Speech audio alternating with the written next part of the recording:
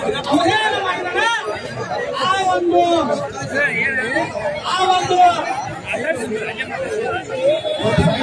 ಜೈ ವಲ್ಲಿಕೆ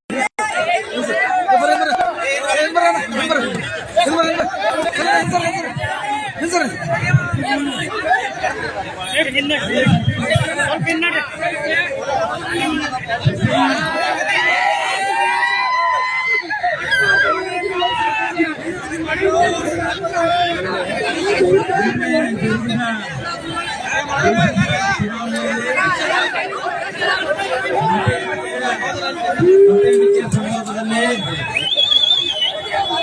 ನಾನು ಮಾತಾಡಿದ ಮಾತಂತ ಏನು ವಿಚಾರ ನಾಲಿಗೆ ಹರಿಬಿಡತ್ತಲ್ಲ, ಇತ್ತೀಚಿನ ದಿನಗಳಲ್ಲಿ ಯಾವ ರೀತಿ ಮಾತಾಡ್ತಾ ಇದ್ದಾನ, ಏನ್ ಮಾತಾಡ್ತಿಲ್ಲ ಎಲ್ಲ ನನ್ನ ಹಿಂದುಳಿದ ಸಮಾಜದ ಜನರಲ್ಲಿ ವಿನಂತಿ ಮಾಡ್ಕೊತೀನಿ.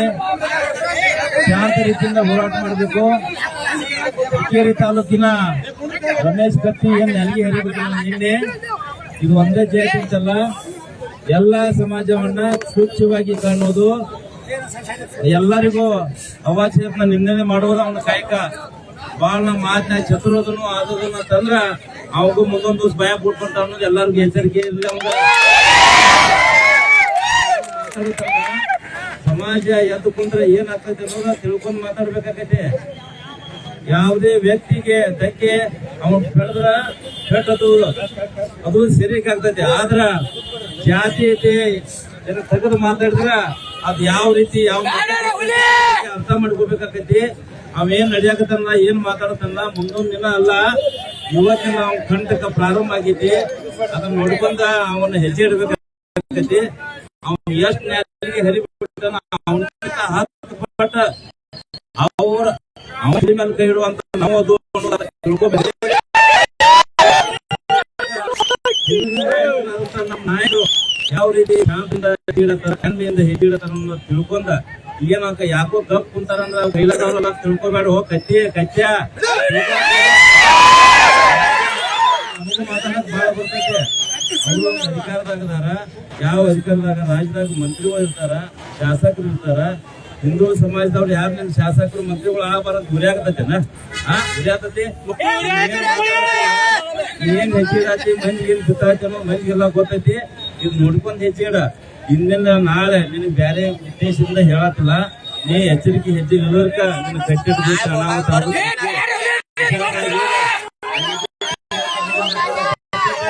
ನಿನ್ಗಿಂತ ಹೆಚ್ಚಿನ ನನಗೂ ಮಾತಾಡಕ್ಕೆ ಗೋಕಾಕ ಪ್ರಾರಂಭ ಆಗೈತೆ. ನೀ ಏನ್ ಬಾಳ ಇದು ಕೆಟ್ಟದನ್ನು ಇದನ್ನು ಮಾಡಿದ್ರು ಮೀಸಿ ತಿರುವಾಕೋಬೇಡ.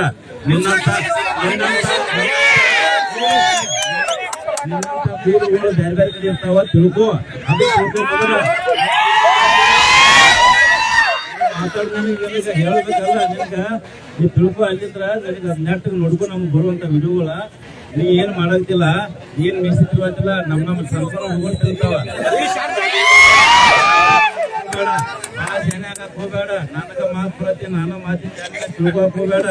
ನಮಗೂ ಎಲ್ಲ ನಾವು ತಾಯಿ ಎಲ್ಲ ಕೊಡ್ತು, ನಮಗೂ ಸ್ವಾಭಿಮಾನ ನಮಗೂ ಐತೆ.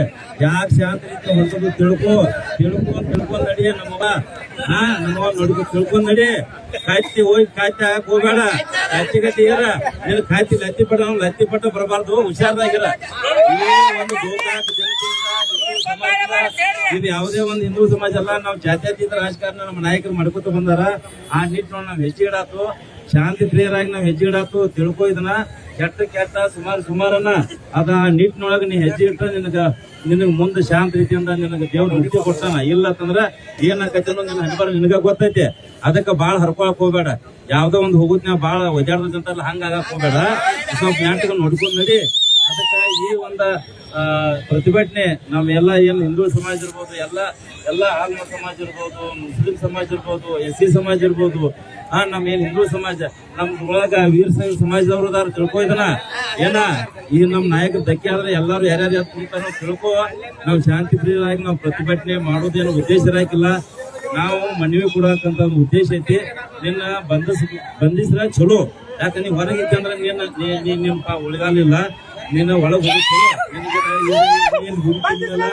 ಹೊರಗಿರೋದು ಅವಶ್ಯಕತೆ ಇಲ್ಲ. ಕೂಡಲೇ ತಾಲೂಕು ಆಡಳಿತ ಹಾಗೂ ಜಿಲ್ಲಾ ಪೊಲೀಸ್ ವರಿಷ್ಠ ಅಧಿಕಾರಿಗಳು ಹಾಗೂ ಎಲ್ಲ ಪೊಲೀಸ್ ಇಲಾಖೆ ಅವರು ಎಚ್ಚೆತ್ತುಕೊಂಡ ಅವನ್ನ ಸೂಕ್ತ ಕ್ರಮ ಕೈಗೊಳ್ಳಬೇಕು. ಈ ಮಾಧ್ಯಮದ ಮುಖಾಂತರ ಹಾಗೂ ಈ ಜನತೆ ಮುಖಾಂತರ ಈ ಎಲ್ಲ ಸಮಾಜದ ಮುಖಂಡರ ವತಿಯಿಂದ ನಾನು ಮನವಿ ಮಾಡ್ಕೋತೀನಿ. ಯಾರು ಮಾತಾಡಿದಾರಲ್ಲ ಅವ್ರಿಗೆ ಸಖತ್ ಶಿಕ್ಷೆ ಆಗಬೇಕು. ಕಾಯ್ದೆ ಕಾನೂನು ಪ್ರಕಾರ ಅವ್ರಿಗೆ ಗಮನ ಆಗಬೇಕಂತ ಈ ಮೂಲಕ ನಾನು ತಿಳ್ಕೊಂಡ ಈ ಒಂದು ಗೋಕಾಕ್ ಸಮಿತಿಯ ಪರವಾಗಿ ನಾನು ಮಾತಾಡ್ತಾ ಇದ್ದೀನಿ. ನನ್ನ ಹೆಸರು ಸುರೇಶ್ ಸಂಗ್ರಿ ಅಂತ ಹೇಳಿ ಮಾತಾಡ್ತೇನೆ.